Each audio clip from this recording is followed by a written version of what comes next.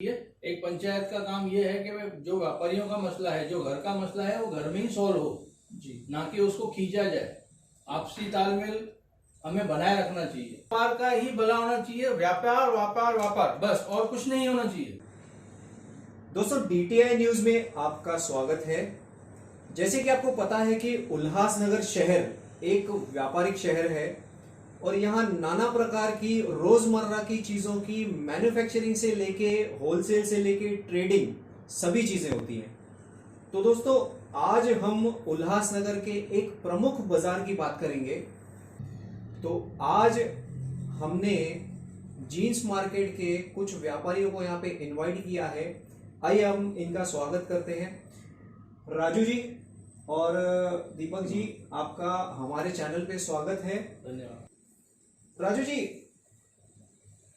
कब से आप उल्लासनगर 5 के जीन्स मार्केट में बिजनेस कर रहे हैं? और जहां तक मुझे पता है, भारतवर्ष में दिल्ली के बाद अगर जीन्स मार्केट का नाम आता है तो उल्लासनगर का नाम बहुत इज्जत के साथ और मान के साथ लिया जाता है, क्योंकि यहाँ पे उतना बड़ा बिजनेस है।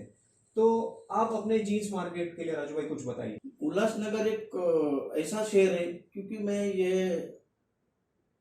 मैं नीचे लेवल से काम करके आ गया। मैंने पहले प्रेस पैकिंग किया, सिलाई का कारखाना किया, एम्ब्रॉयडरी मशीन था मेरा, और ऐसा मेहनत कर करके मैंने गारमेंट का खोला। इस समय पर मैं भाड़े पे मेरा दुकान था।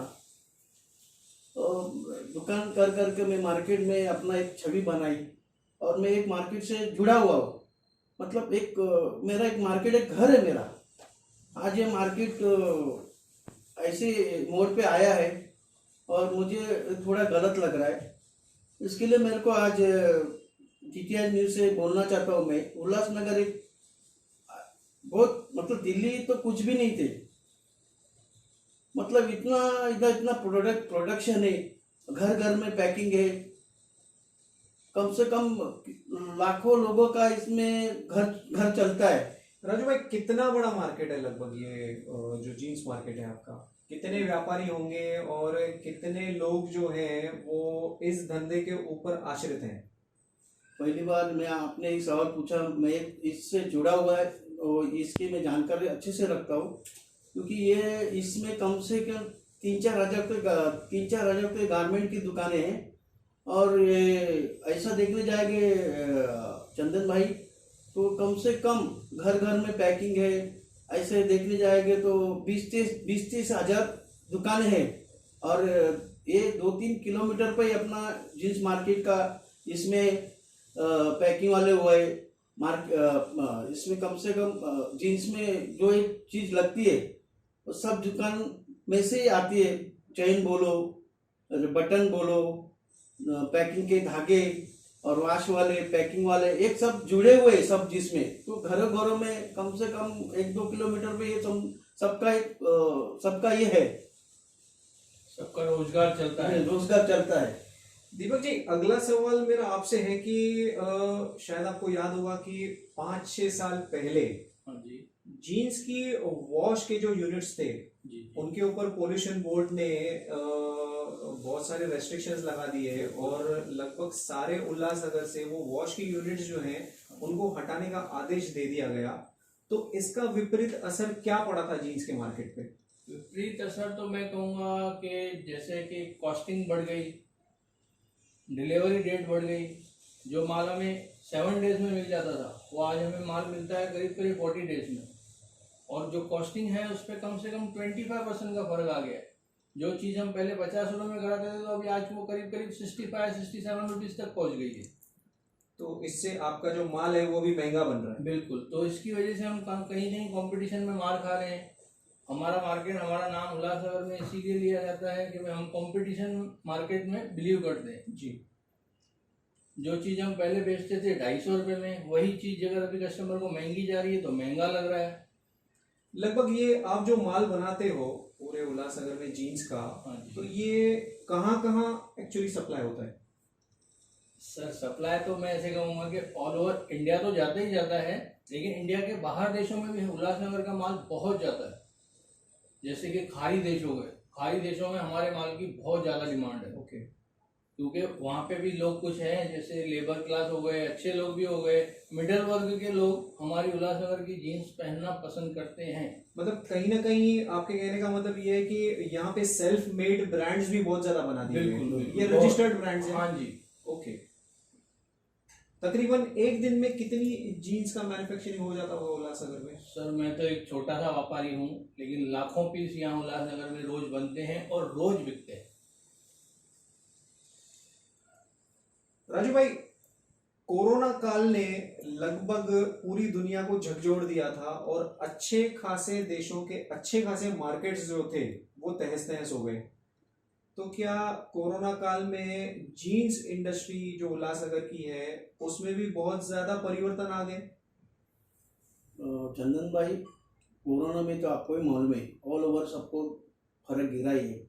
उस टाइम कंटिन्यू महीना बोल के कंटिन्यू 2 साल तो पूरा तरह से बंद था। पूरा बिजनेस पूरा नैस तैस हो गया था, और ऐसे ऐसे हो गए थे क्योंकि उधर से कम सब ये हो गया था, लगभग खत्म हो गया था। और बाद में सब अभी मार्केट में धंधे वालों को ज़्यादा इसका असर गिर गया है जी। हाँ, तो धंधे वालों को असर गिर गया। फिर बाद में मूडी जो थी, मूडी सब वो 2 साल जो पीरियड था उसमें उनका चला गया। तो अभी धंधे में खड़ा होने के लिए एक दूसरे को थोड़ा सपोर्ट करना भी पड़ेगा। बिल्कुल।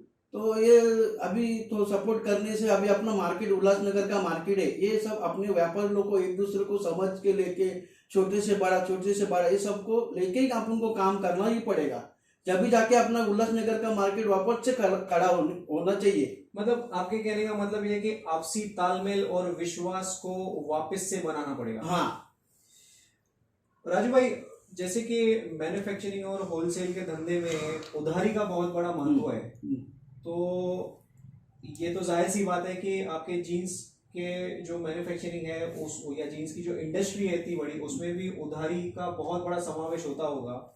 तो जब उधारी चढ़ जाती है बहुत ज्यादा या उधारी डूबने की नौबत आ जाती है, तब व्यापारी वर्ग का या वहां की पंचायतों का आपसी तालमेल क्या बोलता है?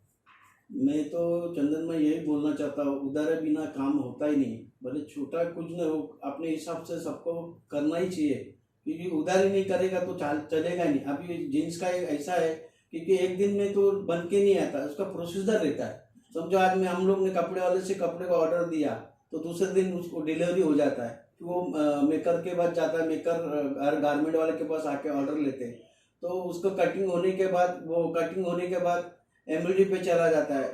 एम्ब्रॉयडरी के आने के बाद उसको एक एम्ब्रॉयडरी को भी टाइम लगता है, उसके बाद फिर वो सिलाई पे जाता है, सिलाई के बाद भी उसको भी 4-5 दिन लगता है। ऐसा ही कम से कम एक जीन्स का एक प्रोसीजर 1 महीना रहता है। उसके बाद वो डाइंग पे जाता है, पैकिंग पे जाता है, 1.5 लगता ही है, 1 महीना तो लगता ही है। तो आप बोलो हम लोग रोकड़ा कैसा देगा? इसके लिए मार्केट में उधारी लेना ही पड़ेगा, तभी जाके काम चलने वाला है, नहीं तो उधारी बिना काम चलेगा ही नहीं। जब आप उधारी पे माल बाहर के क्षेत्रों में देते हैं और कभी कोई ऐसी परिस्थिति आ जाती है कि कोई व्यापारी डूब जाता है, तो क्या आपके पास कोई ऐसा संगठन या कोई कुछ ऐसे लोग या कुछ ऐसी पंचायतें हैं कि जिसमें यूनिटी दिखा के आप वो वसूली भी कर सको? आज की परिस्थिति क्या है उधारी के मामले में आपके मार्केट में? आज तो मैं बोलना चाहता हूँ चंदन भाई जी, आज की जो परिस्थिति है, समझो मैं आज किसी को बोलना नहीं चाहता हूँ, पर आज जो लोकल व्यापारी है कम से कम उनके ऊपर थोड़ा तो ट्रस्ट करना ही पड़ेगा। हम तो इधर के लोकल के ही है, ऐसा नहीं कि हम लोग बाहर के, तो इधर के जो व्यापारी लोग ने हमको थोड़ा ऊपर ट्रस्ट करना ही पड़ेगा। कि हमको मालूम है कि हम लोग तुम्हारे सामने ही है, दिन रात दुकान में हम लोग बैठे ही रहते, किधर जाने वाले नहीं है, पर कम से कम आज जो मार्केट एकदम से तुम लोग टाइट करेंगे तो हम लोग किधर जाने वाले? तो थोड़ा बहुत तो लॉकडाउन के टाइम में सबका हालत खराब हुआ है, ऐसा कि नहीं कि आम जिसमें छोटा व्यापारी बड़ा व्यापारी जिसकी जितनी भूख है उसको करना ही पड़ेगा। तो हिसाब से मेरे हिसाब से कोई भी पंचायत इसमें ऐसा तो अपना उल्लासनगर का नाम इतना ऐसा भी नहीं है, क्योंकि सब उल्लासनगर के जितने भी व्यापारी है ये अच्छे ही है। और खास करके इधर अपने परमात्मा ये जो झूलेलाल भगवान है, प्राचीन शिव मंदिर है, इधर ज्यादा करके पाठ पूजा होती रहती है। और मैंने तो देखा है अपने उल्लासनगर में आज भी अच्छे से अच्छा व्यापारी एक छोटा सा कुछ भी एक छोटा सा किधर से कोई भी आएगा पेट भरने के लिए तो उसको एक वड़ा पाव दे सकते हैं। अपने इतने सिंधी भाई लोग सब इतने दान दान अच्छे से करते, ऐसा कुछ भी नहीं है। खाली क्या है, थोड़ा सबको अपना अपना सोच बदलना मांगता है, सबको एक एकजुट दिखाना मांगता है। बाबा नहीं, अपने उल्लासनगर को फिर से अपन खड़ा करें। आज अपना जो दीपू भाई ने जो बोला अपना कॉस्टिंग बढ़ रहा है, तो किसकी वजह से बढ़ रहा है? अपना यूनिटी होना मांगता है, एक दूसरे में यूनिटी होना जरूरी है। मतलब कहने का मतलब यही है कि अगर व्यापारियों के बीच में, चाहे वो छोटा व्यापारी हो या बड़ा व्यापारी हो, अगर आपसी सहयोग है और तालमेल है तो जीन्स इंडस्ट्री जो पहले कोरोना काल से पहले एकदम ऊपर की तरफ जा रही थी, उसके दिन वापस आ सकते हैं। आ सकते हैं। दीपक जी, मेरा अगला सवाल आपके साथ ये रहेगा कि पूरे उल्लासनगर में जगह जगह पे अलग अलग प्रोडक्ट की बाजारें अच्छे तरीके से सेट हैं। बिल्कुल। तो जाहिर सी बात है कि वहां पे पंचायतें भी हैं। हाँ जी। पंचायतों का एक्चुअल सेंस में रोल क्या होना चाहिए व्यापारियों के बीच में? मैं यहाँ पे बड़ी बड़ी पंचायतों की बात नहीं कर रहा हूँ, जो 25, 50, 100 जो दुकानदार आपस में मिलके जो पंचायत बनाते हैं, उनका एक्चुअल सेंस में रोल क्या होना चाहिए? उनका रोल सर जी पहले तो ऐसा होना चाहिए कि हमारा जो बिजनेस है वो कैसे बढ़े, एक्चुअल ये होना चाहिए। और यहाँ के लोग ऐसे करते हैं कि आपस में गुटबाजी करेंगे, वो काम बिल्कुल भी नहीं होना चाहिए। और एक हमारे दायरे में होना चाहिए काम। वो कोई भी जगह कुछ होता है, कभी कोई किसी का पैसा नहीं देता है या कोई किसी का माल खराब कर दिया, ऐसे बहुत सारे काम होते हैं। तो हम चाहते हैं वो सब एक ही जगह पे बैठ के सॉल्व हो, एक अच्छी सी पंचायत बने, उसमें काम होना चाहिए। मतलब जो पंचायत आप बना रहे हो, वो अगर उस पंचायत के घर में कोई बात होती है तो वो घर की बात घर में रहे, वो बाहर नहीं जाए। मैं कोई उसका गलत उपयोग ना करे। यहाँ जैसे कि पुलिस स्टेशन में नहीं जाना चाहिए। उल्लासनगर का जो ऐसा है कि मैं कहीं कुछ हो गया तो मैं चलो पुलिस चौकी, वो काम नहीं होना चाहिए। एक पंचायत का काम ये है कि जो व्यापारियों का मसला है, जो घर का मसला है, वो घर में ही सॉल्व हो जी, ना कि उसको खींचा जाए।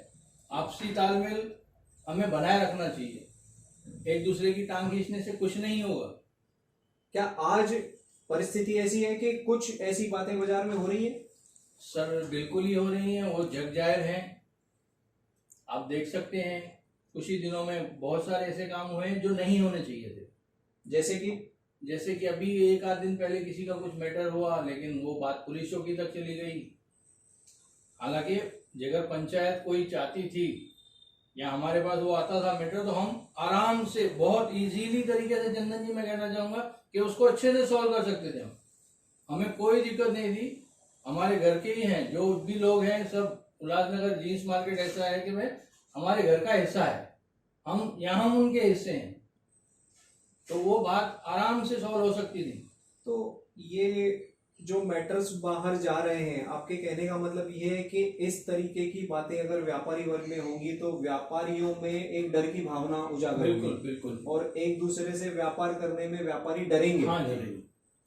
इसका सॉल्यूशन क्या है? इसका सॉल्यूशन ये है कि आप सिर्फ और सिर्फ अपने बिजनेस पे ध्यान दीजिए, बाकी सब बातें दरकिनार। आप आधा घंटा उस दूसरे समाज को दीजिए, 1 घंटा समाज को दीजिए, बाकी जो 12 घंटे में से 11 घंटे बचते हैं वो काम कीजिए, सिर्फ फोकस कीजिए काम पे।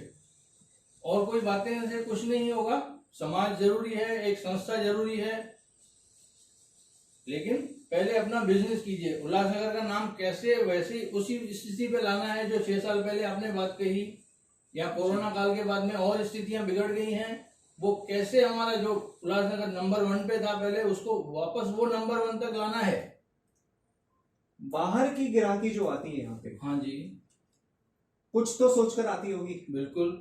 तो ऐसी क्या बातें हैं कि बाहर के क्षेत्र के लोग, बाहर के दूसरे प्रदेशों के, महाराष्ट्र से भी बाहर के, जैसे कर्नाटका हो गया, एमपी हो गया, छत्तीसगढ़ हो गया, यहाँ से भी बहुत सारे ग्राहक उल्लासनगर में आते हैं। हाँ जी। महाराष्ट्र भर में आते हैं खरीदी करने के लिए।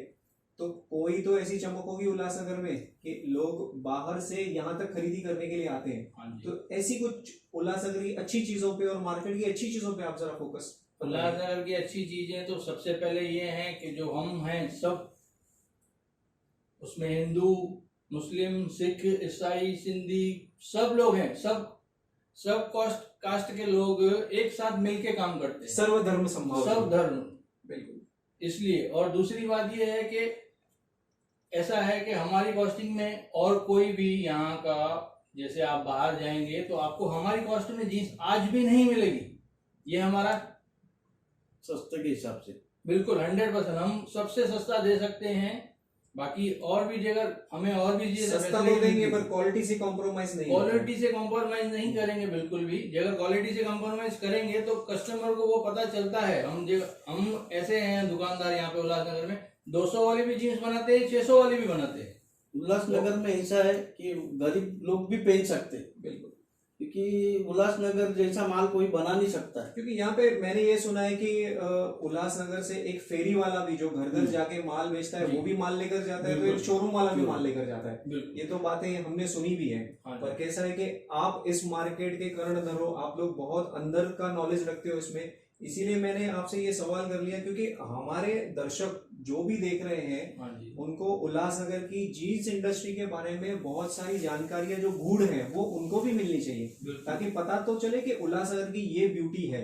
हाँ जी राजू जी और दीपक जी, बड़ी अच्छी जानकारी यहाँ उल्लासनगर के जीन्स मार्केट के लिए आपने हमें बताई। तो अब संक्षेप में आप हमारे दर्शकों को और व्यापारी वर्ग के लोगों को एक क्या संदेश देना चाहेंगे? चंदन भाई जी, मैं आपके माध्यम से आपके चैनल को और लोगों को भी आह्वान करना चाहता हूँ, और व्यापारी को, और मैं तो नीचे से जुड़ा हुआ एक व्यापारी हूँ, किसी की व्यापारी को एक दूसरे के लिए मत नहीं रखो, और आने वाले जो दिन है अच्छा व्यापार होएगा, एक दूसरे के सपोर्ट के बिना कोई कर नहीं सकता है। तो मैं यही आह्वान करना चाहता हूँ, एक दूसरे को समझ के लो। आज ज्यादा से ज्यादा व्यापार पे ध्यान दीजिए, व्यापार के सिवा कुछ नहीं है। आप व्यापार पे ध्यान देंगे तो ऑटोमेटिकली हमारे यहाँ पे कस्टमर आएंगे, बढ़ेंगे। और आज अगर एक उल्लासनगर में मोटा माटी मान लीजिए अगर 2000 कस्टमर आते हैं तो वो बढ़ेंगे, 2000 से 2200 होंगे, 2500 होंगे, 3000 होंगे। ऑटोमेटिकली उल्लासनगर का माहौल अच्छा होगा। और पंचायतों का क्या है सर जी, पंचायत तो ऐसा है कि भाई जगह अच्छी पंचायत बनानी है, सबको जोड़े रखना है, तो अच्छे व्यापारियों को जोड़िए। अच्छे व्यापारी उस पद पर जाके बैठेंगे तभी सबका भला कर पाएंगे। बेसिकली व्यापार का भला, बिल्कुल व्यापार का ही भला होना चाहिए। व्यापार व्यापार व्यापार, बस, और कुछ नहीं होना चाहिए। तो दोस्तों, देखा और सुना आपने कि उल्लासनगर जो एक बहुत मशहूर जगह है, उसकी जो जीन्स इंडस्ट्री है, उसके दो व्यापारियों ने हमें बहुत गहरी जानकारियां दी, उसके प्लस भी बताए, तो अब जो फिलहाल के लिए माइनस चल रहे हैं उसके बारे में भी रोशनी डाली। और इन्होंने ये भी आह्वान किया कि पंचायतों में अगर अच्छे व्यापारी गण अगर आएंगे तो उससे व्यापार का भला ही होगा। और अगर उल्लासनगर के जीन्स मार्केट का भला करना है तो आपको आपसी सामंजस्य और तालमेल, जिसकी हाल फिलहाल कमी है, उसको बहुत अच्छे तरीके से बढ़ाना होगा। दोस्तों, ऐसे ही विषय और ऐसे ही जो गणमान्य लोग हैं उनको अपने चैनल के माध्यम से उल्लासनगर और यहाँ की जो पॉजिटिविटीज हैं और नेगेटिविटीज हैं उनको हम आपके सामने पेश करते रहेंगे। आपसे हमारा भी यही आह्वान है कि DTI न्यूज़ को सब्सक्राइब कीजिए और हमसे हमेशा जुड़े रहिए। धन्यवाद।